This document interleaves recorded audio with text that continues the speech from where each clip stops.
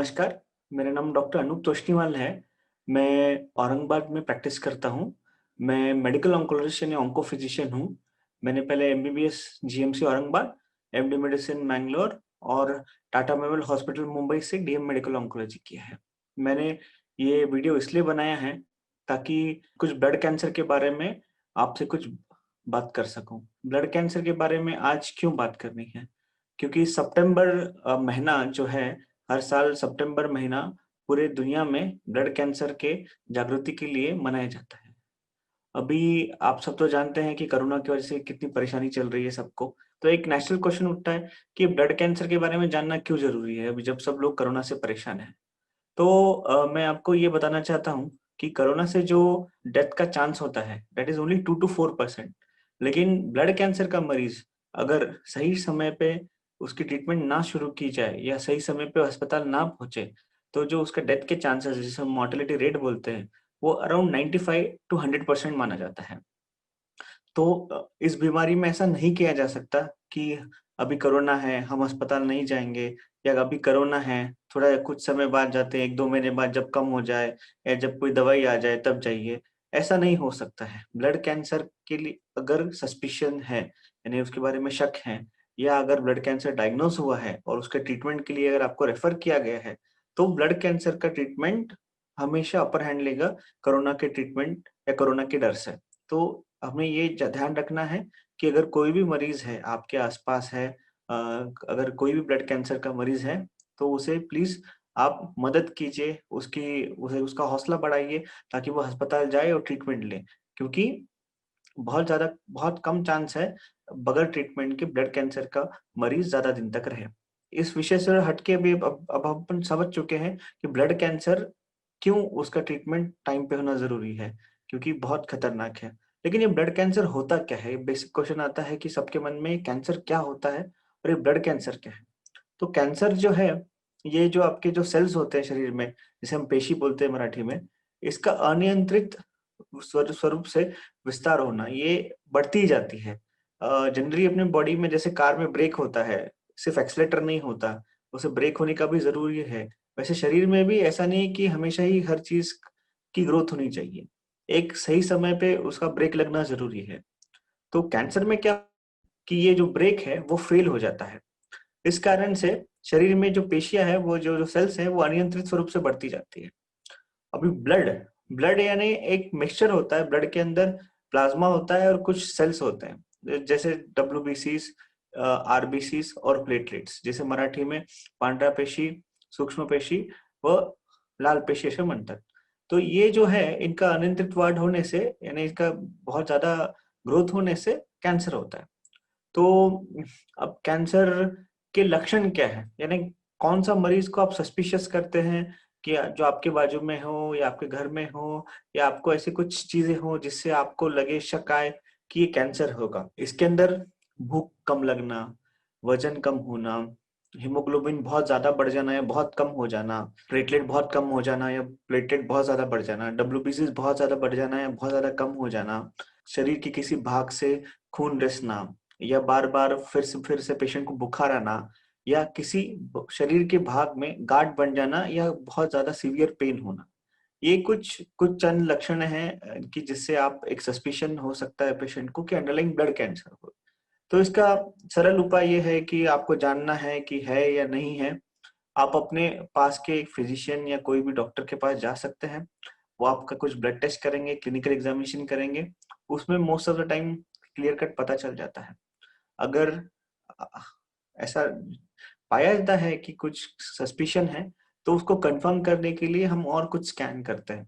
जैसे bone marrow examination, PET scan, CT scan, sonography या फिर चेस्ट एक्स-रे, सीटी स्कैन। तो ये आगे के थोड़े एडवांस्ड हैं। उसके अंदर flow cytometry, cytogenetics, molecular testing, ये एडवांस टेक्निक भी अभी इंडिया में उपलब्ध है और हम रूटीनली मराठवाड़ा में, औरंगाबाद में इसका हम उपयोग करते हैं। अभी ये ब्लड कैंसर के बारे में जब अपन बात करते हैं तो ब्लड के बारे में भी थोड़ा पता होना चाहिए कि जनरली आपने सुना होगा कि बोन मैरो ट्रांसप्लांट या बोन मैरो एग्जामिनेशन। तो ये बोन मैरो क्या चीज़ है और उसका खून से क्या रिश्तेदार है, क्योंकि ये खून की बीमारी की बात में चल रहा है और ये बोन मैरो यानी हड्डी का हम क्या बात कर रहे हैं। तो ये जो खून है, ये बोन मैरो में बनता है। यानी जो शरीर की लंबी हड्डियां होती हैं, पेल्विस होता है, वर्टिब्री होता है, फेमर का अपर एंड होता है, यहाँ पे खून बनता है। और कभी कभी हमको पता नहीं चलता है, जब हम नॉर्मल जो आप जब जाते हैं डॉक्टर के पास, जो खून की तपास जो टेस्ट करते हैं, कभी कभी उससे पता नहीं चलता, तो बोन मैरो एग्जामिनेशन करना पड़ता है। इसमें हम हड्डी का खून निकाल के, जिसको एकदम सादे भाषा में बोलेंगे तो हड्डी का खून निकाल के उसका तपासनी करते हैं, और उसके बाद में पता चलता है। इसके टाइप्स क्या हैं?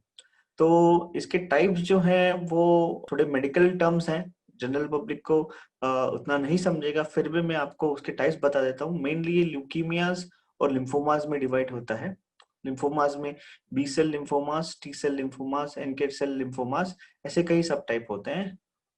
हॉजकिंस, नॉन हॉजकिंस, और उसके अंदर ये सब टाइप्स होते हैं। ल्यूकीमियाज के अंदर माइलॉइड, लिम्फोइड, उसके अंदर एक्यूट एंड क्रोनिक, इस टाइप को इसे डिवाइड किया जाता है। ये डिवीजन क्यों महत्व का है?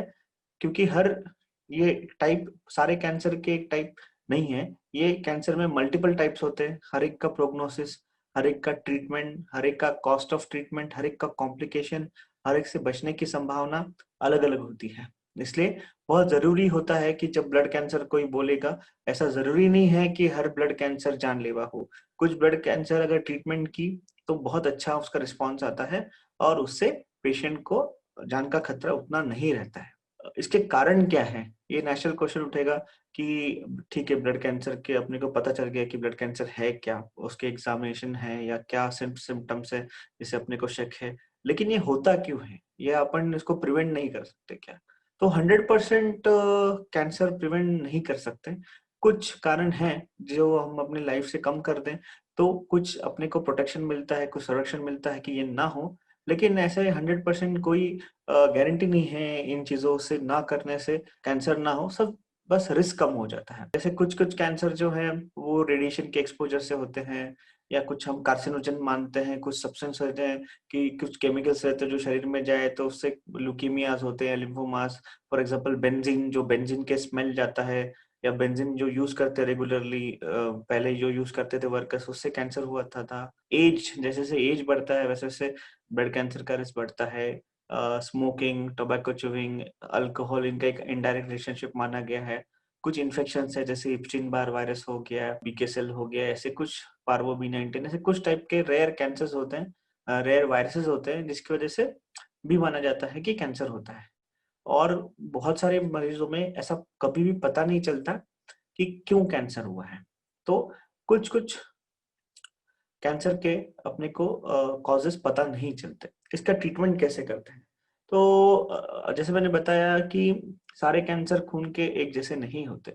हर कैंसर का ट्रीटमेंट प्लान अलग होता है, लेकिन इन जनरल ब्लड कैंसर्स में सर्जरी का इतना रोल नहीं होता है। रेडिएशन का भी काफी मिनिमम रोल होता है। इसमें मेनली जो है, इसको सिस्टमिक थेरेपी दी जाती है। सिस्टमिक थेरेपी यानी जो पूरे शरीर में जाके पूरे सिस्टम से कैंसर को निकाले, क्योंकि खून चारों तरफ सर्कुलेट होता है, आपके ब्रेन में जाता है, हार्ट में होता है, किडनी में, लिवर में, बोन्स में, सब जगह होता है।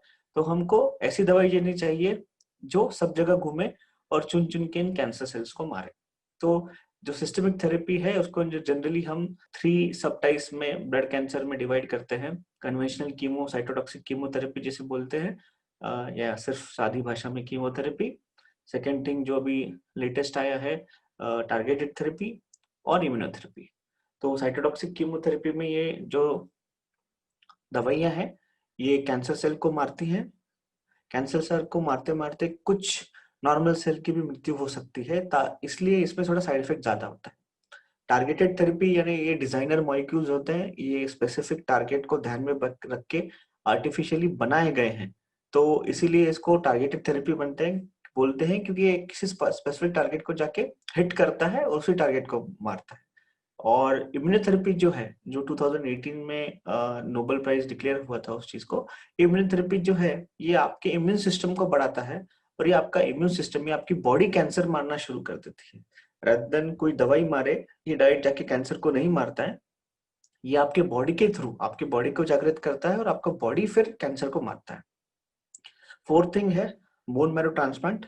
इसके अंदर हम ये करते हैं कि जो आपका खून बनाने का फैक्ट्री जो बोन मैरो होता है, हम उसको पूरी तरह से नष्ट करने का कोशिश करते हैं और किसी और व्यक्ति का, यानी आपके भाई का, बहन का, या फिर आपके मदर फादर का, या आपके बच्चों का, या किसी अनरिलेटेड का डोनर का, जिसका आपका मैच होता है। जैसे हम ब्लड ट्रांसफ्यूजन करते हैं, वैसे हम बोन मैरो का भी उससे सैंपल लेके आप में इन्फ्यूज करते हैं, ताकि उस पेशेंट के जैसा ही ब्लड आपके शरीर में बने जो नॉर्मल हो, और आपका जो बोन मैरो है, जो फॉल्टी बोन ब्लड बना रहा था जिसमें कैंसर था, वो चला जाए। तो एक बोन मैरो ट्रांसप्लांट एक एक्स्ट्रा होता है, एक modality of treatment blood cancer में। अब ब्लड कैंसर के कोरोना के दौरान ब्लड कैंसर मरीजों का क्या विशेष रूप से ख्याल रखा जाए? तो इसमें विशेष ये है कि ये जो मरीज होते हैं, इनमें रोग प्रतिकार शक्ति बिल्कुल भी नहीं होती। इनका खास रूप से ध्यान रखना होता है, जो कोरोना का सारा अपन जो ध्यान रखते हैं, हाथ साफ करना, मास्क यूज करना, सोशल डिस्टेंसिंग रखना, ये ओवर क्राउडिंग में नहीं जाना है, ये सब तो आपको करना ही है। उसके ऊपर इनका जो पीने का पानी है वो काफी शुद्ध चाहिए। इनके खाने में जनरली हम कच्ची चीजें अवॉइड करने को कहते हैं, क्योंकि इसमें इन्फेक्शन होने का चांस ज्यादा रहता है। इनको घर में फ्रेश बनाई हुई चीज दे सकते हैं। और ऐसे कुछ लोग व्हाट्सएप पे पढ़ते हैं कि दूध नहीं देना चाहिए, गेहूँ नहीं देना चाहिए, ये नहीं देना, फलाना दिन का ये नहीं देना चाहिए, वो देना चाहिए।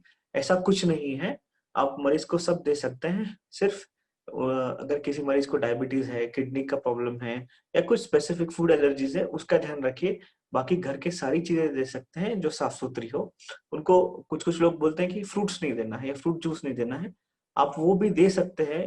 फ्रूट जूसेस या फ्रूट्स भी ब्लड कैंसर के मरीजों को, सिर्फ वो अच्छे जाड़े छिलके के चाहिए या फिर एकदम नीट और क्लीन चाहिए, ताकि पेशेंट को इन्फेक्शन ना हो। काफी बार हमको लोग पूछते हैं कि ये ब्लड कैंसर है या ब्लड कम हो गया, तो हम पपई खाएं क्या, ड्रैगन फ्रूट खाएं क्या, अनार खाएं क्या? तो ऐसा इनका कोई सीधा संबंध है नहीं। अगर किसी को टेस्ट की वजह से खाना है ये चीजें, तो खा सकते हैं, लेकिन ऐसा कुछ साइंटिफिक एविडेंस नहीं है कि इन चीज खाने से कुछ ब्लड टेस्ट बढ़ता है। जैसे अगर अगर आपके बाइक का लाइट खराब हो गया, या फिर आपका लाइट आपके बाइक में पंक्चर हो गया, तो आप डीजल डालिए या पेट्रोल डालिए या कोई भी कंपनी का पेट्रोल डालिए, वो अपने आप दुरुस्त नहीं होने वाला है। तो similar kind of thing is happening. ऐसी कुछ चीजें हो रही है शरीर में कि आप खाएंगे तो उससे कुछ ब्लड कैंसर अच्छा होने वाला है या बुरा होने वाला है, ऐसा कोई सीधा संबंध ना नहीं है। इसलिए पेशेंट पहले ही बहुत परेशान होता है ब्लड कैंसर का, उसको और ज्यादा परेशान मत कीजिए। अगर आपको पता नहीं है तो अननेसेसरी एडवाइस मत दीजिए। आपने जो डॉक्टर है, कंसल्टिंग डॉक्टर, उनसे जाके आप उनके बारे में डिटेल पूछ सकते हैं। और एक कॉमन क्वेश्चन हमको पूछा जाता है कि इस मरीज को कैंसर है, इसकी वजह से इसको वाइफ को हो जाएगा क्या, या बच्चों को हो जाएगा क्या, या इसके साथ में रहने वाले लोगों को हो जाएगा क्या, या इसके साथ में जो दोस्त आते हैं उनको हो जाएगा क्या? तो ऐसा कुछ नहीं है, ये बिल्कुल भ्रम है। किसी भी कैंसर मरीज को अलग नहीं रखना है, या फिर उनसे ऐसे भेदभाव की भावना नहीं रखनी है कि इनकी वजह से मुझे कैंसर हो जाएगा। ऐसा कुछ होता नहीं, कैंसर छूने से या साथ रहने से नहीं फैलता है।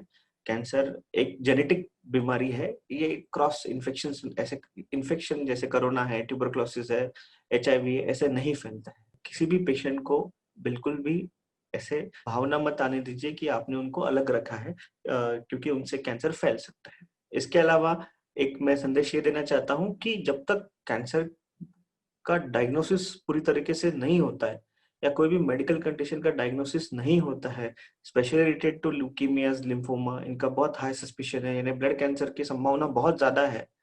तो मैं रिक्वेस्ट करना चाहता हूँ, यानी पेशेंट मेडिकल फील्ड के लोगों से जो वीडियो देख रहे हैं, कि आप स्टेरॉइड्स मत शुरू कीजिए।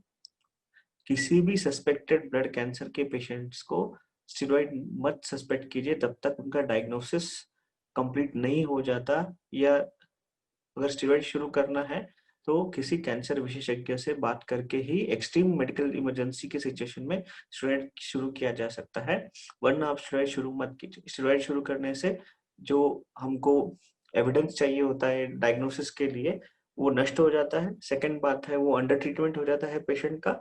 और थर्ड थिंग है कि पेशेंट का इम्यूनिटी डाउन हो जाता है।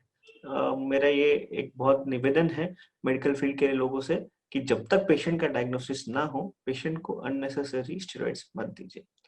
तो आज मैं बस आपको यही बोलना चाहता हूँ, मराठी में जिसको बोलते हैं वाचाल तर वाचाल, यानी आप पढ़ेंगे तो आप बचेंगे। या फिर इंग्लिश में मैंने एक लेख लिखा था जिसका टाइटल था know cancer to no cancer, यानी कैंसर के बारे में जानिए तो आपको कैंसर से आपको बचने का कुछ चांस है। तो मैं ये बोल के आज का वीडियो यही समाप्त करता हूँ।